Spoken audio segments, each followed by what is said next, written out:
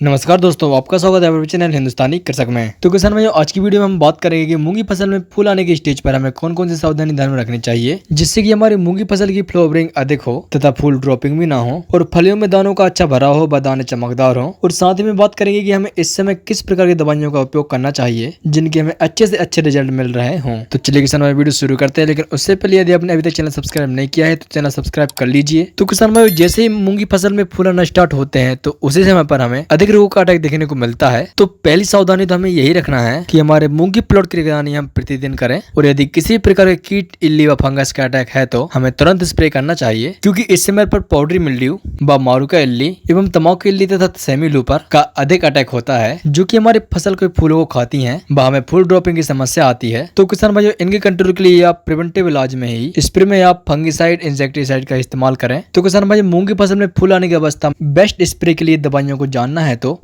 इसकी video channel पर उपलब्ध है, आप चैनल पर जाकर देख सकते हैं तथा वीडियो की लिंक आपको डिस्क्रिप्शन बॉक्स में तथा आई बटन में देखने को मिल जाएगी। और किसान भाई, दूसरी व प्रमुख सावधानी हमें यह रखनी है कि अभी के समय में इंसेक्ट का अधिक अटैक होता है, तो इनके कंट्रोल के लिए हम बहुत से प्रकार के टेक्निकल को क्रॉस मिश्रण करके स्प्रे करते हैं जिससे कि हम मूंगी फसल के इल्ली को जल्द से जल्द नियंत्रण कर सकें। तो किसान भाइयों, आपको इस समय पर एक बात ध्यान में रखना चाहिए कि आप वही टेक्निकल इस्तेमाल करें जो कि अनुशंसित हों, अर्थात जिनका कॉम्बिनेशन एक दूसरे के साथ हो सके, क्योंकि यदि आपने गलत टेक्निकल को क्रॉस मिश्रण किया तो फसल स्ट्रेस में चली जाएगी और फसल में कम फूल आना तथा फूल ड्रॉपिंग जैसी समस्या आ सकती है। तो किसान भाई, आपसे निवेदन है कि आप जब भी क्रॉस टेक्निकलों का उपयोग करें तो आप उनके विषय में सभी प्रकार की जानकारी प्राप्त कर लें कि यह टेक्निकल मिश्रित होने के लिए अनुशंसित है कि नहीं और फसल पर इसके किसी प्रकार के साइड इफेक्ट तो नहीं है, क्योंकि इस समय पर बहुत से प्रकार की वीडियो बनाई जा रही है जिसमें बताया जा रहा है कि आप मारू को कंट्रोल के लिए आप इन 3-4 प्रकार के टेक्निकलों को क्रॉस करके आप इस्तेमाल करें। तो इसलिए आप अनुशंसित टेक्निकलों को ही क्रॉस करके मिश्रित करें तथा ऐसे टेक्निकलों को मिश्रित करके न डालें जिसके साइड इफेक्ट आपकी फसल पर देखने को मिले। तो किसान भाई, अब हम बात करेंगे तीसरी सावधानी, सबसे महत्वपूर्ण सावधानी। तो इस समय पर आप इस बात का विशेष ध्यान रखें कि फसलों में फूल आने से लेकर फलियों में दानों के भराव तक आपको मूंगी फसल में नमी बना के रखना है और आपको इस समय पर मूंगी फसल में पानी की कमी नहीं आने देना है। और इस बात को भी ध्यान में रखें कि मूंगी फसल में पानी अधिक न हो पाए, अर्थात जल भराव की स्थिति न बने, फसल में हल्की नमी बनाकर ही रखें। तो अब हम आगे बढ़ते हैं और जान लेते हैं चौथी सावधानी के बारे में। तो किसान भाइयों, अधिक फूलों के लिए आप एसिड टॉनिक का इस्तेमाल करें जो कि अच्छी कंपनी का हो और उसमें अमीनो एसिड हो